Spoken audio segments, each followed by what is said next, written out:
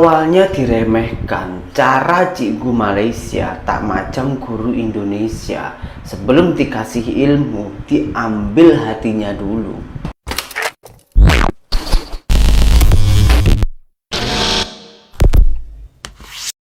Hai, halo geng. Assalamualaikum warahmatullahi wabarakatuh.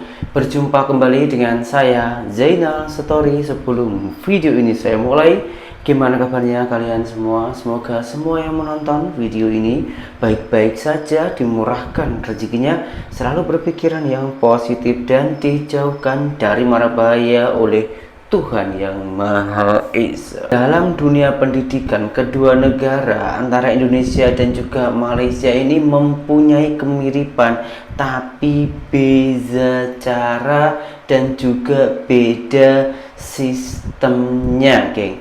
Di video kali ini yang mau saya tunjukkan pertama kali yaitu perbedaan sistem ataupun program pendidikan Indonesia dan juga Malaysia, dari kalangan yang paling rendah sampai ke university. Tentunya kurang penasaran, apalagi yang sedang mengejar pendidikan pastinya akan mempertimbangkan akan melanjutkan dunia pendidikan di Indonesia ataupun Malaysia. Jom langsung kita simak bersama-sama. Inilah perbedaan sistem pendidikan di Indonesia dan di Malaysia. Apakah sama? Oke, gue mulai dari sistem pendidikan di Indonesia dulu. Di Indonesia itu kalian pasti udah pada tahu semua ya. Ada SD, SMP, SMA, dan kuliah bagi yang berminat. SD ada 6 tahun, dari kelas 1, 2, 3, 4, 5, dan 6. Kemudian kalau dulu diadakannya ujian nasional tingkat SD, gunanya supaya bisa naik ke tingkat SMP. Nah, di tingkat SMP, kita sebagai pelajar Indonesia hanya diharuskan belajar selama 3 tahun saja, yaitu dari kelas 7, 8, dan 9. Begitupun juga dengan SMA, yang dimulai dari kelas 10, 11, dan 12. Kemudian jika kalian berminat, kalian bisa melanjutkan ke jenjang universitas, yaitu jenjang S1 selama kurang lebih 4 tahun. Dan bagaimana sistem pendidikan di negara tetangga kita, yaitu Malaysia? Berikut penjelasannya guys. Yang pertama, sekolah dasar di Malaysia. Tingkatan sekolah dasar di Malaysia hampir persis sama seperti di Indonesia guys. Dari mulai umur 7 tahun, anak-anak di Malaysia itu diwajibkan masuk ke dalam sekolah dasar kebangsaan selama 6 tahun. Sekolah kebangsaan ini setara dengan sekolah dasar di Indonesia. Jadi kalau di Indonesia itu namanya sekolah dasar, di Malaysia namanya sekolah kebangsaan.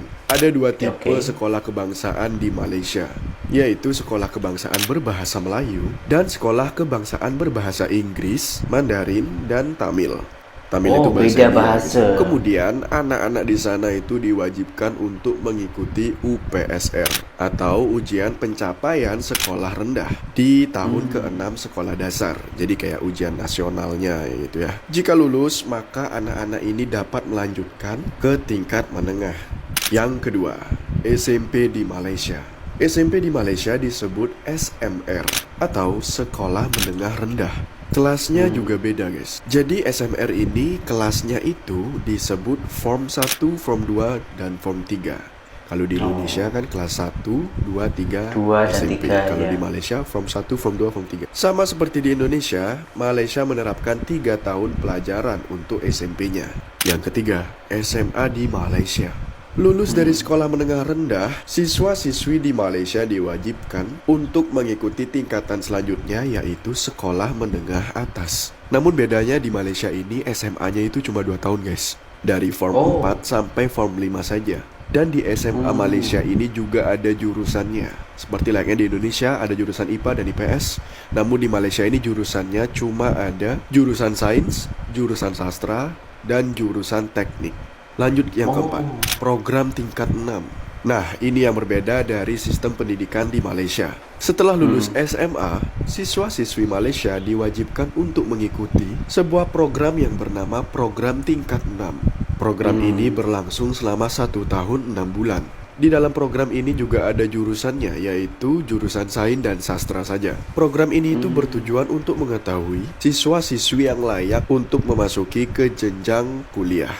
Dan yang kelima, yang gitu. terakhir, yaitu kuliah di Malaysia. Sistem kuliah di Malaysia ini hampir sama juga kayak di Indonesia. Hanya saja di Malaysia memiliki waktu 3-5 tahun untuk menyelesaikan jenjang S1-nya, guys. Untuk kampus swasta di Malaysia, itu dosen-dosennya tuh kalau ngajar akan menggunakan bahasa Inggris. Dan diwajibkan di sana berbahasa Inggris. Untuk kampus swasta di Malaysia ya. Dan untuk kampus negerinya, itu harus pakai bahasa Melayu. Jadi semua orang-orang yang di kampus itu pakai bahasa Melayu untuk negeri ya. Nah, seperti itulah geng, perbedaan tingkatan ataupun kelas-kelas antara Indonesia dan juga Malaysia. Ternyata Malaysia itu dalam soal bahasa begitu seriusnya ya. Bahkan ada yang swasta, ada khusus sekolah bahasa Inggris, Mandarin, dan juga Tamil. Kemungkinan besar itu adalah salah satu agar boleh bertoleransi, karena di Malaysia bukan hanya satu bangsa, ada beberapa bangsa. Nah, setelah kita sudah tengok perbedaan dari siswanya, sekarang kita tengok cara cikgunya, geng. Karena ini ada salah satu cerita yang sungguh-sungguh sangat menarik, membuat siswa Indonesia ini shock. Cara cikgu Malaysia tak macam cikgu Indonesia. Cikgu Malaysia pergi ke sekolah ataupun pedesaan yang miskin di Indonesia, yang bertujuan agar para siswanya itu pandai dan negara kita antara Indonesia dan juga Malaysia ini boleh bangkit bersama, boleh maju bersama. Tujuan si guru ini meratakan kemajuan ataupun mencerdaskan anak-anak bangsa Indonesia. Wow, begitu mulia cikgu Malaysia ini ya. Oke, sekarang kita tengok cerita ini cerita fakta, geng, yang diulas oleh RG Story ID. Oke, nggak usah berlama-lama, langsung kita simak saja videonya. Di sebuah desa terpencil di pelosok Indonesia, terdapat sebuah sekolah dasar reot yang nyaris terlupakan oleh waktu dan negara. Atapnya bocor, dindingnya penuh coretan, dan meja-meja belajar dipenuhi lubang bekas rayap.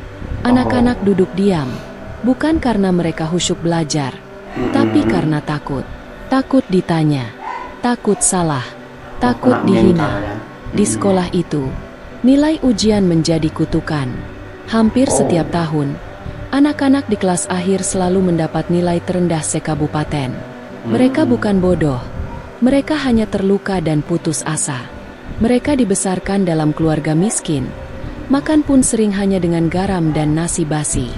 Dan di sekolah, satu-satunya tempat mereka seharusnya dibangun dan didorong, justru jadi tempat yang penuh tekanan. Para guru mengajar seperti robot, tanpa senyum, tanpa pelukan, tanpa pengertian. Salah sedikit, dibentak, nilai jelek, dijudge. Ada anak yang sampai buang air kecil di celana hanya karena takut dipanggil ke depan. Semua trauma, semua menyerah. Tak ada mimpi untuk menjadi dokter, guru, atau apapun. Bahkan untuk lulus pun mereka tidak yakin. Hingga suatu hari, datanglah seorang pria asing ke sekolah itu. Tubuhnya tinggi, wajahnya bersih dan bersahaja. Ia memperkenalkan diri dengan logat Melayu yang lembut. Saya Haris, dari Malaysia. Saya ingin menjadi guru di sini. Semua guru terdiam. Ngapain bule Melayu ke sekolah kampung? Pikir mereka. Tapi Haris tak peduli dengan tatapan aneh. Ia tersenyum pada anak-anak yang sembunyi di balik pintu kelas. Lalu berjongkok dan menyapa mereka satu persatu. Hari itu, udara di sekolah berubah. Hari pertama Ustaz Haris mengajar, semua murid bingung. Ia tidak langsung buka buku pelajaran. Ia justru menggambar wajah setiap murid di papan tulis dan menulis nama mereka satu persatu. Sebelum kita belajar ilmu dunia, kita harus tahu siapa diri kita. Nama kamu adalah doa orang tuamu. Dan kamu, anak yang hebat. Anak-anak terpana. Belum pernah ada guru yang menyebut nama mereka satu-satu sambil tersenyum. Hari-hari berikutnya lebih aneh lagi. Haris meminta mereka bermain sambil belajar, bernyanyi sambil menghafal perkalian, bahkan mengajak mereka bercocok tanam untuk memahami biologi. Guru-guru lain geleng-geleng kepala. Cara ajarnya kayak main sandiwara. Anak-anak malah jadi makin manja. Bisik salah satu guru yang terkenal paling galak. Namun Haris tak peduli. Ia tak ingin mengajar dari buku saja. Ia ingin menyentuh hati yang sudah lama dingin. Ia tahu, anak-anak ini bukan tidak bisa, tapi tidak percaya diri. Dan percaya diri tidak dibangun dengan bentakan, melainkan dengan kasih sayang. Setiap kali ada murid yang salah menjawab, Haris tak membentak. Ia malah menepuk bahu mereka dan berkata, "Tak mengapa salah hari ini, asal kamu mau benar esok hari." Pelan-pelan, sesuatu yang ajaib terjadi. Anak-anak mulai tersenyum saat belajar. Mereka mulai berani angkat tangan. Mereka mulai percaya bahwa mereka juga bisa sukses, asal ada yang percaya pada mereka. Tapi perjuangan Haris belum selesai. Ia tahu, keajaiban kecil itu bisa padam kapan saja, apalagi dengan fasilitas sekolah yang sangat terbatas. Mereka tak punya komputer, tak pernah tahu seperti apa bentuk presentasi PowerPoint, apalagi internet. Dunia luar seperti hanya cerita dari televisi tetangga. Dan Haris, guru dari negeri seberang, mulai menyiapkan pengorbanan terbesarnya, sesuatu yang akan mengubah masa depan anak-anak ini dengan harga yang mahal, impiannya sendiri. Pagi itu, Haris berdiri memandangi kelasnya yang ramai oleh tawa anak-anak. Ia bahagia, tapi juga sedih. Ia tahu satu hal, semangat saja tidak cukup untuk melawan zaman. Anak-anak ini tak bisa hanya jadi lulusan SD dengan nilai bagus. Mereka harus tahu dunia. Mereka harus menguasai teknologi, walau hanya dasar. Tapi di sekolah ini tak ada satupun komputer.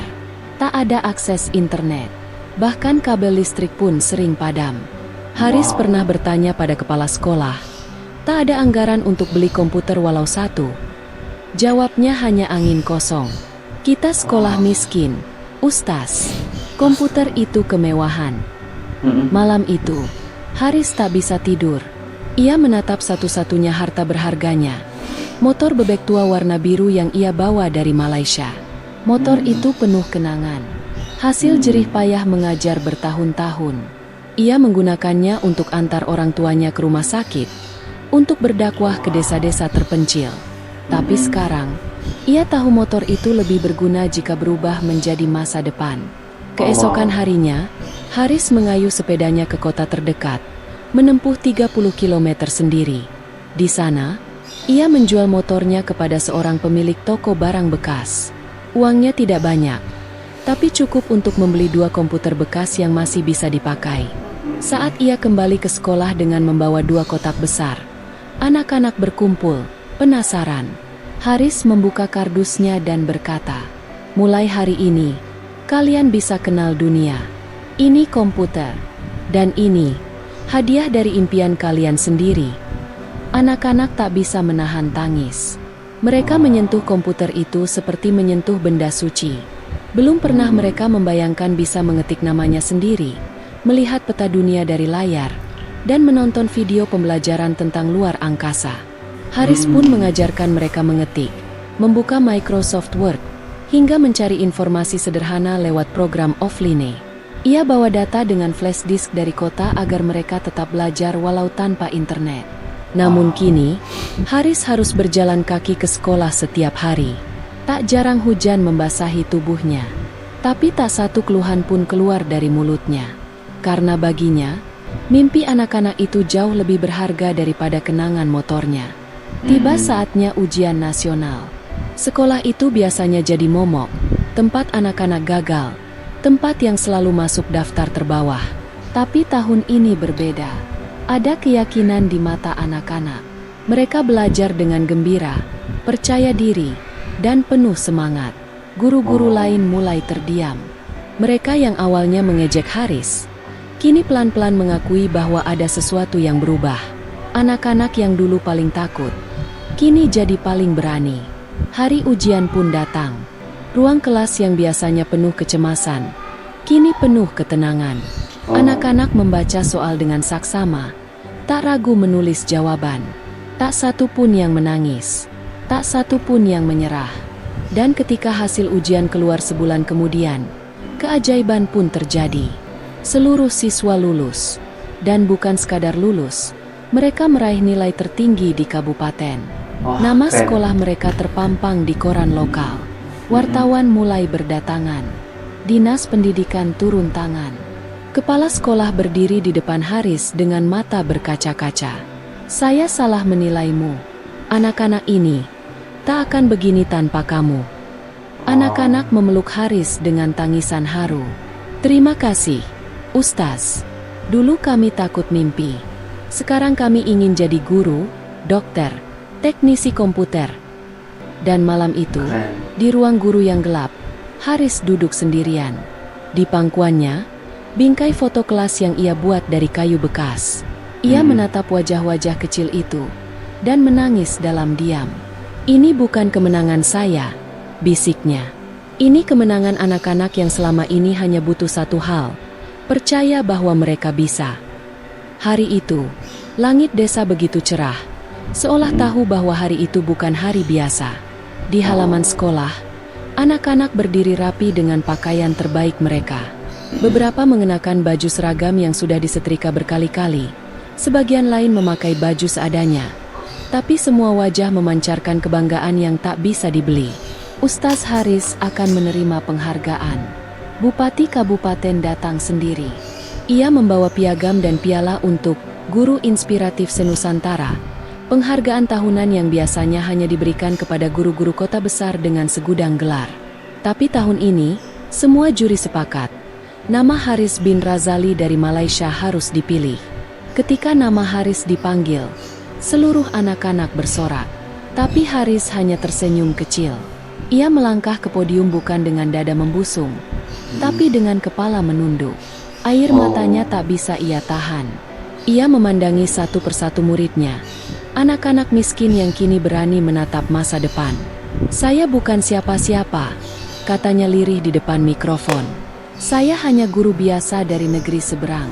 Tapi saya datang ke sini karena saya percaya bahwa anak-anak desa ini juga berhak bermimpi. Sama seperti anak-anak di kota. Sama seperti anak-anak dimanapun. Semua yang hadir terdiam. Tak sedikit guru lain yang mulai menangis. Bahkan bupati pun memalingkan wajah, menyeka air matanya diam-diam. Lalu Haris membuka tas ransel kecilnya. Ia mengeluarkan sebuah kotak kayu sederhana, berisi kertas-kertas kecil yang dilaminating. Satu persatu, ia berikan kepada anak-anak. Ternyata itu adalah surat pribadi untuk setiap murid. Tulisan tangan Haris, satu persatu, penuh kata-kata motivasi. Untuk Siti, kamu hebat dalam berhitung. Jangan biarkan siapapun bilang kamu bodoh. Untuk Joko, jangan malu karena ayahmu tukang becak. Itu bukan aib, itu kebanggaan. Untuk Maya, kamu bisa jadi dokter. Kalau tak ada yang bantu, tulis surat ke saya. Saya akan cari jalan. Semua anak menangis memeluk kertas itu. Beberapa mencium surat itu seperti ciuman pada lembaran harapan. Hari itu berakhir dengan tangis. Bukan tangis sedih, tapi tangis kehilangan yang membahagiakan. Karena Haris juga mengumumkan, besok saya harus pulang ke Malaysia. Ada ibu saya yang sedang sakit. Tapi hati saya akan tinggal di sini, di sekolah ini. Anak-anak berlari memeluknya. Tak ada yang rela melepas. Bahkan guru-guru lain yang dulu mencibir, kini ikut menangis dan memeluk Haris. Kepala sekolah berjanji akan meneruskan metode belajar Haris dan mulai mengubah cara mengajar guru-guru lainnya. Keesokan harinya, ketika mobil tua datang menjemput Haris ke stasiun, puluhan anak berjejer di pinggir jalan. Mereka membawa karton bertuliskan, "Terima kasih Ustaz Haris, guru dari Malaysia. Hati untuk Indonesia. Suatu hari kami akan mengunjungi Ustaz di Malaysia."